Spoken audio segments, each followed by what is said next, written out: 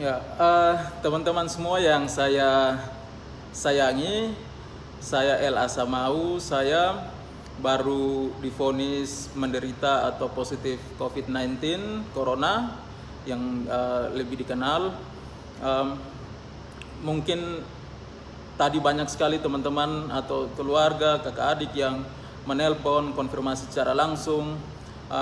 Pada kesempatan ini saya ingin berbagi kronologisnya seperti apa sehingga saya sampai terpapar virus corona dan apa saja yang saya lakukan selama ini. Yang pertama saya ucapkan terima kasih kepada Rumah Sakit Umum Profesor Yohanes Kupang karena perawatnya luar biasa, dokter-dokternya bekerja dengan maksimal.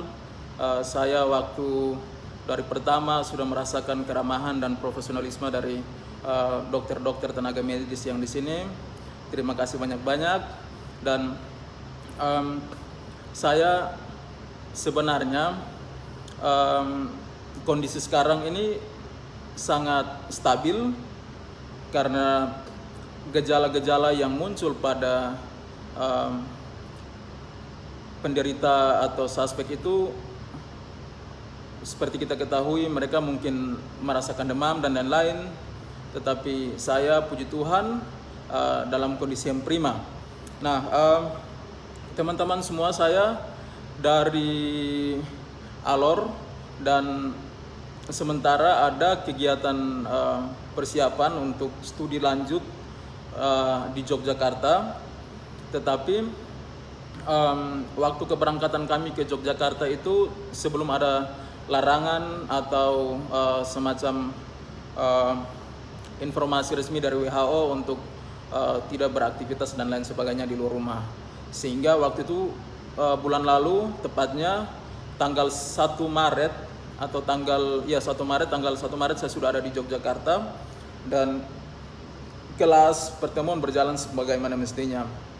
Dan satu minggu setelah di Jogja itu kami ada dipanggil untuk kegiatan di Jakarta. Nah, selama kegiatan 1 minggu di Jakarta ini kemungkinan besar saya terpapar di sana dan itu berlangsung dari tanggal 9 sampai tanggal 13 Maret. Nah, tanggal itu saya merasa bahwa kondisi tubuh saya itu tidak berubah karena memang waktu dari Alor pun juga saya sering meriang karena mungkin kelelahan dan saya sedikit bermasalah dengan lambung, asam lambung, sehingga saya merasa itu memang asam lambung. Sehingga kondisi tidak berubah, saya tetap meriang, badan sakit, dan itu berlanjut sampai kegiatan di Jakarta itu. Nah, pas ketika ada di Jakarta, kami diinformasikan setelah tanggal 15 itu bahwa semua kegiatan harus dihentikan. Dan kegiatan yang ada di Yogyakarta itu juga dipindah menjadi online, sehingga kami tidak ke kelas dan saya mengambil keputusan untuk kembali ke Kupang saat itu. Tetapi karena saya belum merasa bahwa ini menjadi ancaman tersendiri untuk saya coba mengambil keputusan untuk pulang ke Kupang. Kenapa? Karena ya riwayat sakit saya tadi bahwa memang saya harus mendapat penanganan. Kalau kembali ke Kupang, istri bisa atau mertua bisa siapkan makan, minum dan pengobatan di rumah, sehingga saya mungkin bisa lebih cepat pulih untuk ketika saya ada di Kupang.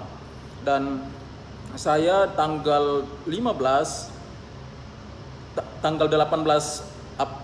Maret sebelum ke Kupang itu saya singgah di Bali. Di Bali karena ada bertemu saudara, sudah lama sekali tidak ketemu. Mereka menjadi kakak saya yang saya harus ketemu saat itu. Dan waktu itu belum ada tanda-tanda sama sekali bahwa saya terpapar. Itu tanggal 18. Dan tanggal 22 saya ke Kupang. Tanggal 22 saya ke Kupang dan kondisi tidak ada sama sekali merasa hal-hal yang aneh terhadap diri saya, meriang-meriang masih sama.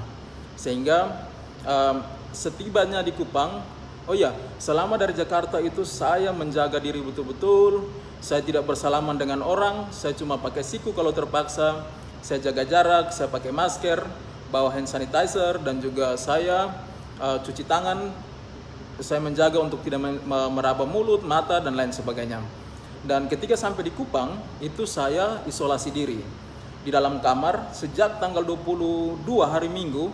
Itu saya di dalam rumah, tidak keluar-keluar. Jadi di rumah tetapi di kamar, saya kamar dipisah, makan minum saya tersendiri, tidak ada yang masuk ke kamar.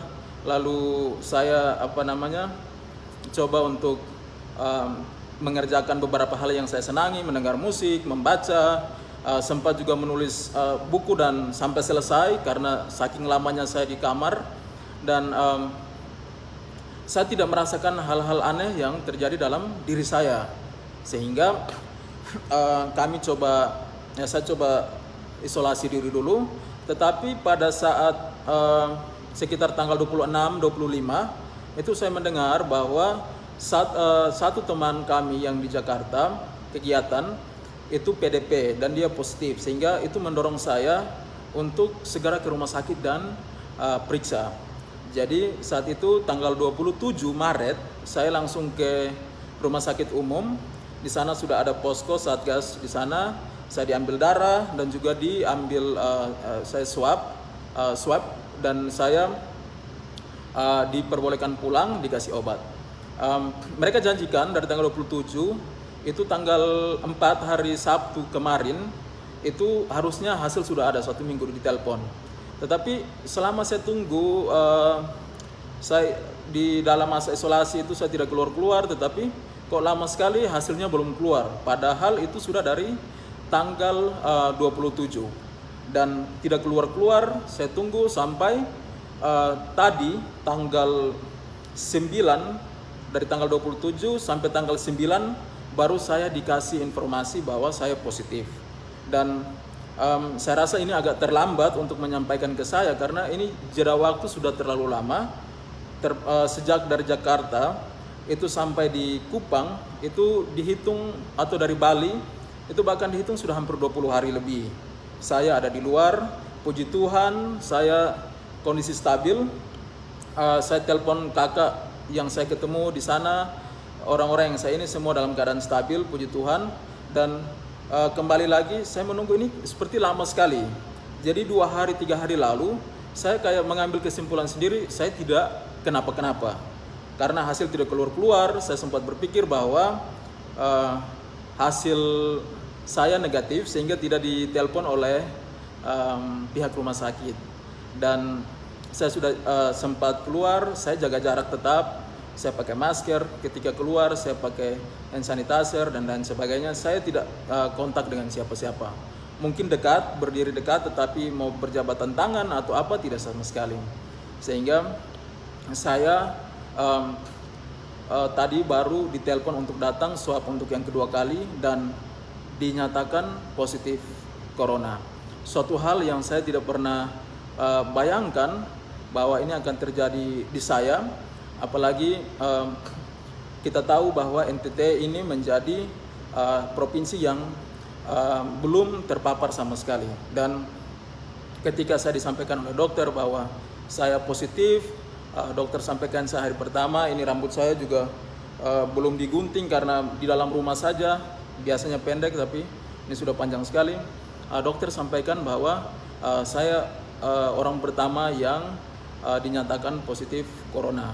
Dan saat itu saya langsung diminta untuk isolasi di rumah sakit, ada di rumah sakit umum daerah. Dan istri saya, keluarga di rumah, puji Tuhan sekali lagi karena semua dalam keadaan sehat walafiat dan tidak ada gejala apapun itu.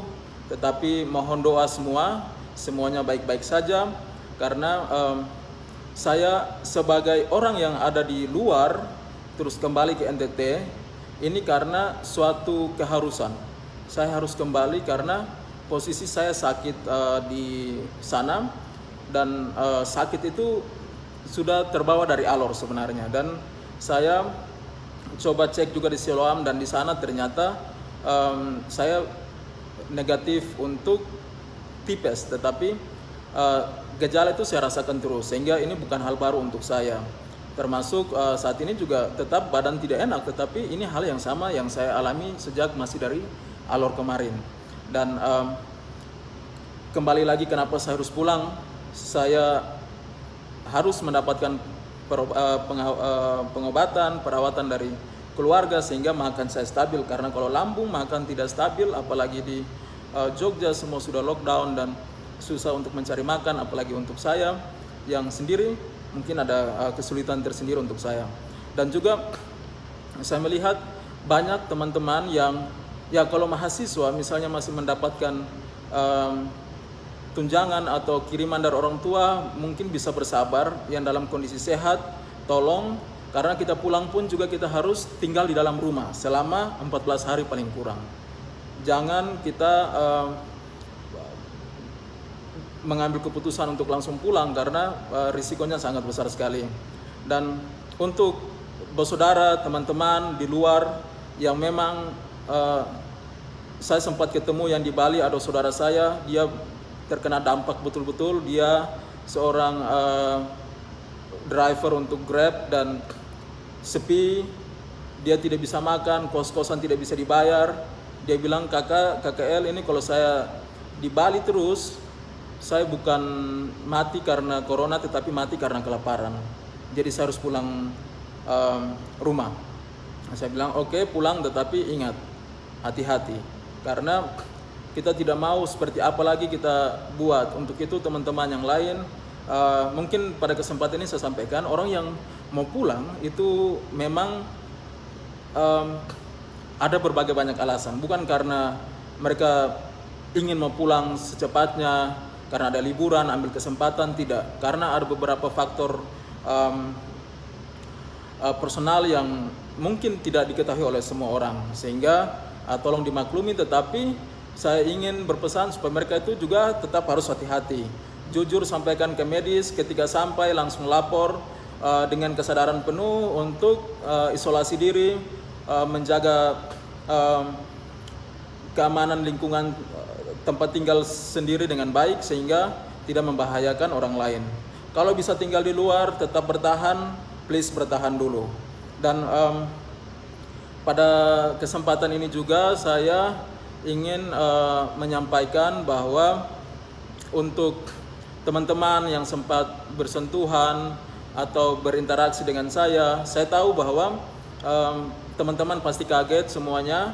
Saya juga kaget sekali tadi, tetapi saya coba berpikir kenapa sudah hampir 20 hari saya masih dalam keadaan stabil, karena aktivitas selama 20 hari ini saya bawa dengan hal-hal yang positif. Segala hal tentang stres dan lain-lain saya coba buang. Saya mendengar musik dan saya membaca, saya menulis, saya coba ikut kegiatan-kegiatan untuk penggalangan dana untuk COVID dan lain sebagainya. Dan saya rasa ini sangat membantu sekali. Sehingga untuk kita mungkin tidak harus takut, waspada, wajib. Kita harus menjaga, karena kita bukan menjaga diri kita harus menjaga para medis, semuanya kita saling menjaga. Tetapi namanya virus yang tidak terlihat ini bisa terpapar kapan saja, dan dia tidak tanpa, kalau saya kasusnya tanpa disengaja, tanpa saya sadari, tanpa bermaksud apa-apa, dan saya merasakan ini sehingga saya mengalami ini, sehingga saya mohon dukungan dari semua keluarga, teman yang nonton video ini. Tolong dukung penderita atau suspek COVID-19. Karena apa? Dukungan itu penting sekali. Jangan sekedar telepon, tanya sakit apa, rasa apa. Karena teman-teman para medis ini sudah cukup baik, mereka sudah terlatih untuk menangani para pasien. Sehingga ketika teman-teman mau menunjukkan simpati atau rasa sayang, saya tahu banyak sekali di luar yang menyayangi saya, keluarga kami, dan akan memberikan simpati. Tetapi saya punya request. Yang pertama, jangan tanya kondisi saya, karena sekarang teman-teman lihat saya sehat-sehat saja, rasa meriang, tapi ini sudah dari Alor, waktu 2 bulan yang lalu. Ini masih terbawa terus. Saya sehat-sehat saja, tolong jangan tanya bagaimana kondisi, karena saya baik-baik saja. Tetapi saya minta kalau mau kontak saya, kalau telepon mungkin saya tidak angkat karena saya harus istirahat, tetapi berikan kata-kata yang memotivasi saya. Setidaknya kalau saya bisa request hal-hal apa yang menjadi kesan positif yang baik dari saya selama ini untuk teman-teman, kenalan semua, sehingga saya termotivasi untuk bisa sembuh dengan imun yang baik, dengan makan yang baik, saya bisa pulih dan ini bisa menjadi pertimbangan untuk yang lain juga. Untuk itu teman-teman, terima kasih sudah banyak yang telepon. Saya tidak tahu harusnya dirahasiakan, tetapi dari jam 4 sore sampai sekarang jam 11 mau jam 12 ini banyak sekali yang menghubungi saya. Saya tidak tahu mereka dapat informasi dari mana. Bahkan kakak saya di Bali, semua istri ditelepon, ditanya posisi di mana. Terima kasih banyak karena itu sudah sangat membantu kami dengan menunjukkan perhatian Bapak Mama semua. Tentunya karena ada kewaspadaan juga. Tetapi saya mohon sekali tolong kasih kami support. Kasih kami support please Bapak Mama yang suka melawak, berikan kami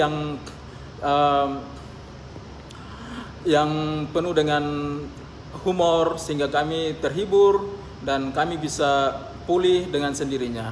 Mohon doanya juga, tolong mendukung, tetap waspada dimanapun karena saya tidak pernah menyangka bahwa ini akan terjadi di diri saya. Tuhan Yesus luar biasa, baik sekali, dan saya mengetahui hasilnya walaupun terlambat, tetapi saya mengetahui dan bisa mendapat penanganan. Sekarang saya lagi diisolasi, saya akan tetap menunggu hasil sambil melakukan beberapa aktivitas.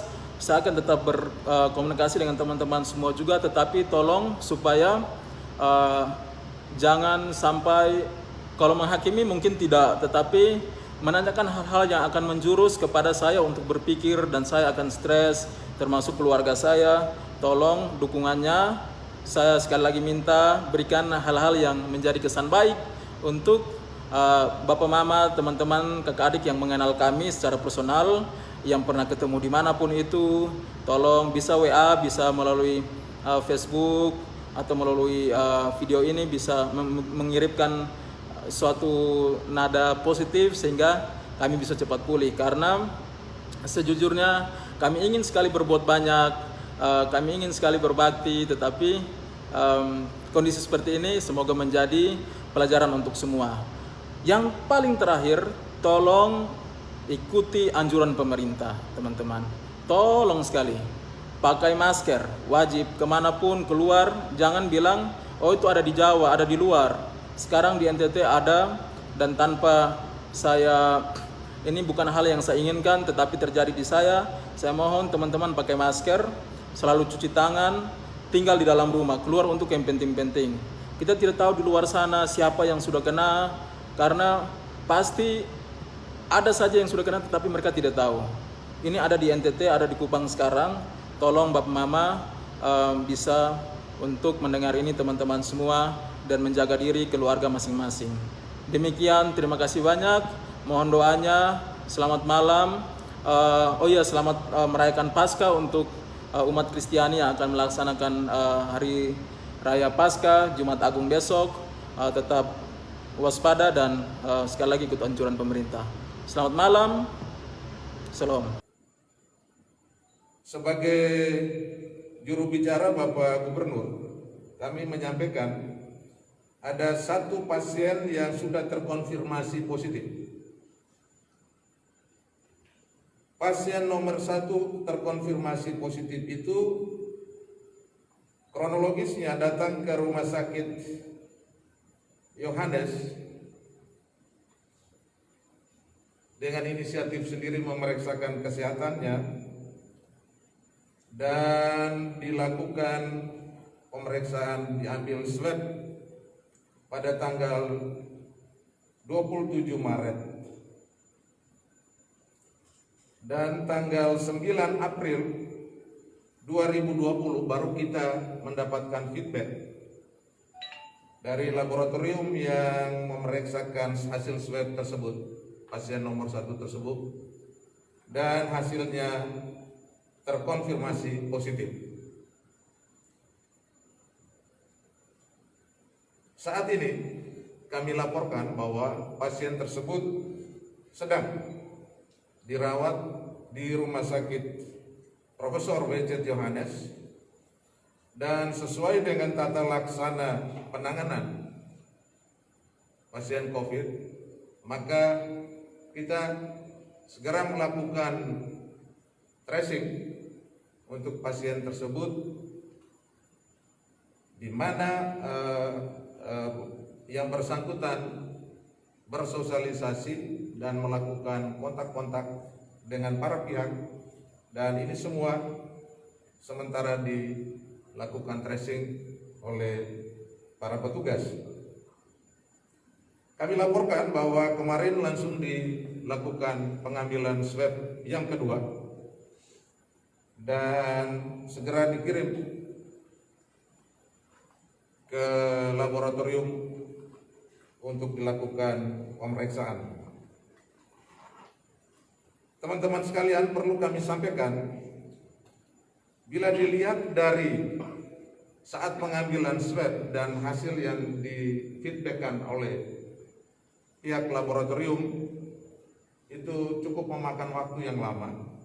Oleh karena itu, dalam koordinasi kita beberapa minggu yang lalu dengan Kementerian Kesehatan, agar supaya Rumah Sakit Umum Daerah Profesor W.C. Johannes diberikan penguatan dan diberikan kewenangan untuk melakukan pemeriksaan swab PCR di Rumah Sakit Johannes. Saat ini laboratorium sedang dalam proses penyelesaian bangunan, dan dengan rekomendasi Kementerian Kesehatan, dalam hal ini Direktorat Jenderal P2P,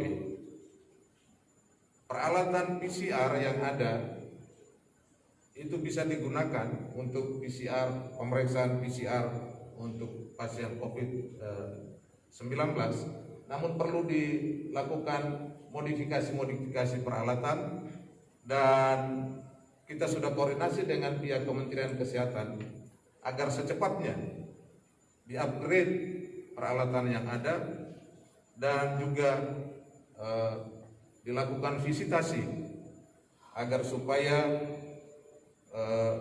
adanya percepatan laboratorium yang ada tersebut.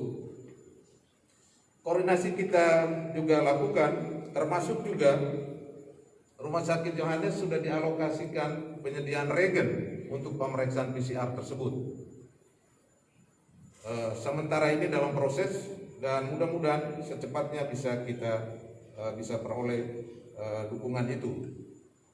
Kemudian kapan perkiraannya laboratorium itu bisa berfungsi tergantung dari dukungan dari pihak kementerian dan penyelesaian pembangunan gedung tersebut.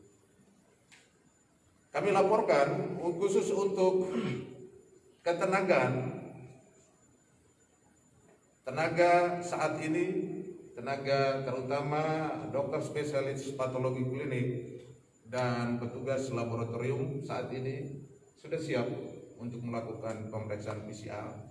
Namun demikian tentu perlu ada penguatan termasuk juga on the job training di tempat, manakala nanti seluruh persiapan itu sudah ada. Demikian beberapa hal yang bisa saya sampaikan. Terima kasih untuk perhatian teman-teman media sekalian. Saya persilakan ke Pak Kepala Biro Humas. Pak Kadis, sebentar Pak Kadis, untuk alamat yang bersangkutan sendiri Pak, dan konfirmasi di mana Pak?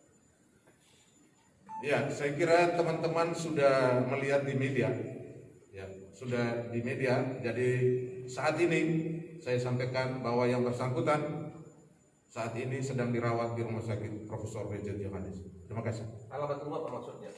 Ya, Pak Kadis, beredar data dari Pusdaktin bahwa NTT itu ini benar atau tidak, bahwa NTT sudah tercatat 34 orang, sementara yang dirilis oleh kementerian itu baru 1. Mohon penjelasan resmi dari pemerintah supaya jangan ada kesimpulan data di masyarakat. ya, saya kira data yang saat ini sebagaimana kami laporkan. Jadi baru 1 yang terkonfirmasi positif COVID-19. Demikian. Untuk 3 ABK yang di Maumere itu bagaimana? Untuk 3 ABK di Maumere dari kapal motor Lambelu, perlu kami sampaikan hasil pemeriksaan rapid test untuk 3 ABK tersebut positif. Sebagaimana kita ketahui bahwa hasil rapid test itu tidak untuk diagnosa COVID-19, tetapi lebih pada kita ingin melihat pengamatan, terutama surveillance, kebutuhan akan surveillance, maka kita lakukan pemeriksaan rapid test tersebut. Walaupun hasilnya positif, belum tentu COVID positif. Demikian juga sebaliknya, walaupun hasilnya negatif, belum tentu COVID negatif. Oleh karena itu harus ada pemeriksaan lanjutan berupa pemeriksaan hasil pemeriksaan swab dengan metode PCR. Demikian. Sebenarnya tindak lanjut untuk semua penumpang yang sekarang sudah diturunkan di. Ya, saya kira Ketua Gugus Tugas Kabupaten Sika, dalam hal ini Bapak Bupati Sika dan Bapak Sekda Sika dan seluruh jajarannya telah melakukan kegiatan untuk karantina. Ya, kita ketahui berdasarkan laporan yang disampaikan ada 150 yang dikarantina di Sika Convention Center dan juga rumah jabatan Bupati Sika. Dan untuk para saudara yang berasal dari Flores Timur dan dari Ende dan Nagekeo sudah diambil atau sudah dijemput oleh pemerintah daerah yang bersangkutan dan saat ini juga sedang dilakukan karantina di wilayah masing-masing. Demikian. Terhadap keluarganya sendiri Pak Kadis yang positif. Ya, kita akan lakukan tracing semua. Tidak ada karantina khusus. Ya, kita akan lakukan tracing. Saya kira Bapak lebih paham kalau sudah disampaikan itu. Pak Kades, untuk lebih dipertegas terkait dengan data yang dari Kementerian Kesehatan itu, artinya 34 orang itu memang tidak ada. Iya, kami bicara tentang positif terkonfirmasi COVID itu saat ini baru 1. Jadi kalau disampaikan 34 itu kita perlu melihat kembali ke belakang itu sumber datanya dari mana dan kapan data itu dipublish. Karena kita ketahui bahwa secara nasional dipublish oleh juru bicara pemerintah COVID-19 itu NTT datanya 1. Demikian.